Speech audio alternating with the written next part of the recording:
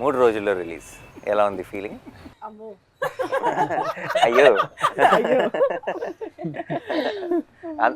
అదిగో అమ్మ వచ్చేసి అందరం మనం శ్రీదేవి వైపు చూసామంటే ఆటోమేటిక్గా 2-3 అమ్మలు వచ్చారు. కార్నర్ హర్ కాలేజ్ లో ర్యాగింగ్ లాగా. కాకినాడ అమ్మో అయ్యో కాకినాడ రాజమండ్రి దగ్గర దగ్గరే కదా. అంతా అదే అయ్యబాబోయ్ ఆ రాజమండ్రి అయ్యబాబోయ్ కాన్ఫిడెంట్ గా మా గురించి మాట్లాడుతున్నారు. చెప్పు co-producer, you start. How do you feel? What does your I am already happy. Whatever happens on 14th is bonus for me. Okay. I am super happy with the film. I enjoyed the full 4 months, 5 months from pre-production to the shoot, post-production. What happens on 14th is your headache. I'm happy. 14th is not my headache, it's my pride.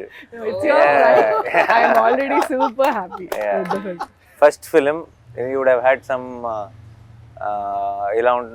ఇలా ఉంటుందేమో ఆ feeling. మనం ఒక cinema తీసేసి రిలీజ్కి ముందు అని ఒకటి ఏదో ఒక ఊహ ఉంటుంది కదా, ఆ ఊహలాగే ఉందా? దానికంటే వేరుగా ఉందా?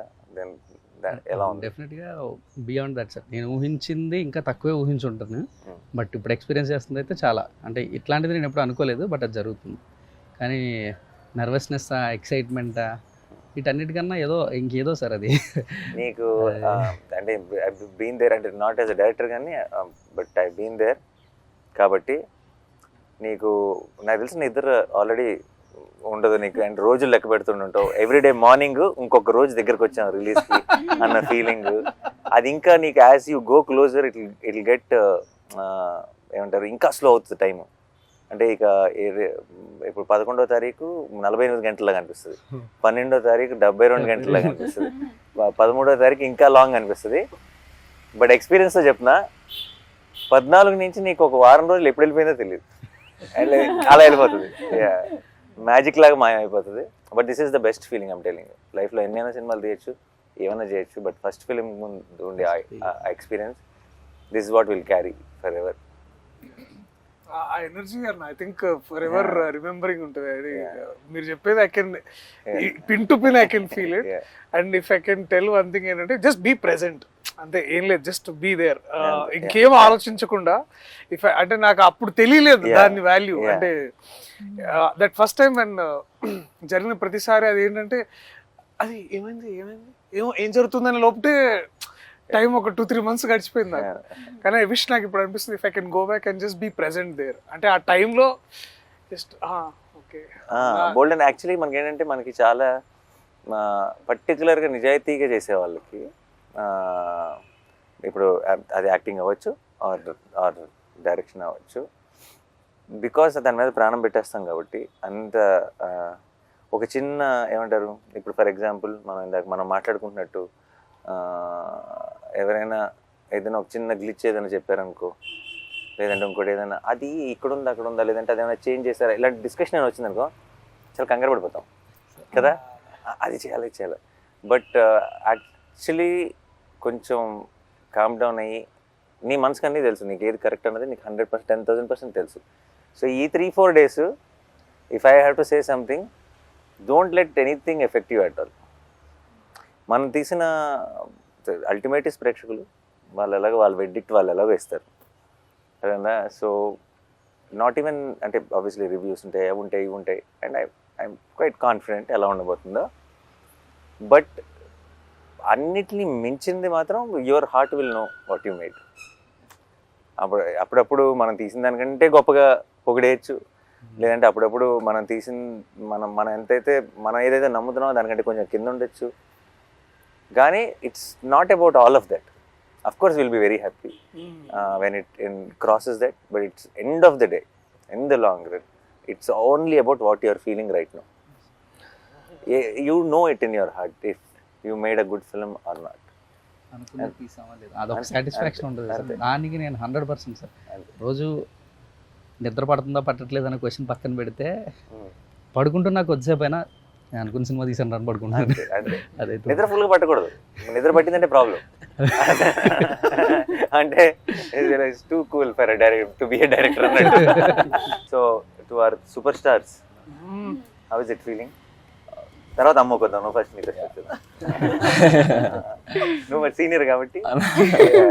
How is this experience different from నువ్వు ఇంత ముందు చేసిన ఫిల్మ్స్కి ఈ ఎక్స్పీరియన్స్కి? What is the difference you are feeling? As an యాక్టర్గా అయితే కోర్ట్కి ముందు కోర్ట్కి తర్వాత అన్న. ఎందుకంటే అంటే చాలా మెమరబుల్ సినిమా ఇది నాకు. ఎన్ని సినిమాలు చేసుకున్నా నేను వెనక్కి తిరిగి చూసుకుంటే నాకు కోర్ట్ అనే ఒక సినిమా ఉంటుంది. ఫీలింగ్ వెరీ గ్రేట్ఫుల్, చాలా చాలా హ్యాపీగా ఉన్నాను. నీకు అంటే ఇప్పుడు ఇంతకుముందు చేసిన ఫిల్మ్స్ రిలీజ్కి ఒక 4-5 రోజుల ముందు ఈ సినిమా ఎలా ఉండబోతుంది అన్న ఒక థాట్ ఉంటుంది ఆబ్వియస్లీ.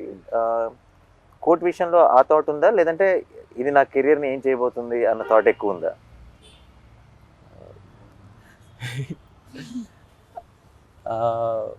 ఎందుకంటే ఇట్స్ సంబడి ఎల్సెస్ ఫిల్మ్. ఇప్పుడు దాకా నువ్వు చేసినవన్నీ you are a part of. This is your film. అవును, of course.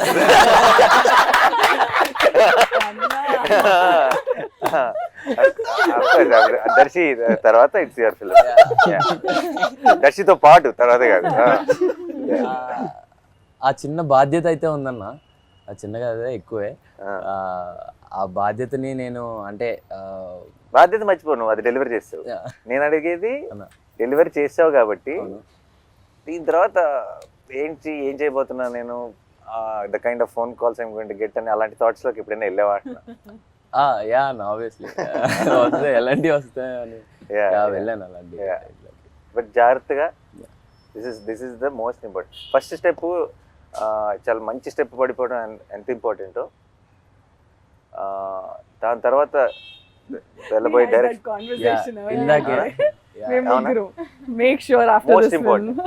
Most important. చాలా మంది ఏమనుకుంటారంటే వీ హ్యావ్ అరైవ్డ్ అనుకుంటారు.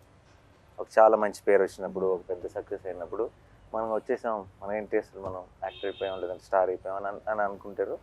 That is where the way to be successful is to one level of hardship, but the bigger hardship is to be consistent with.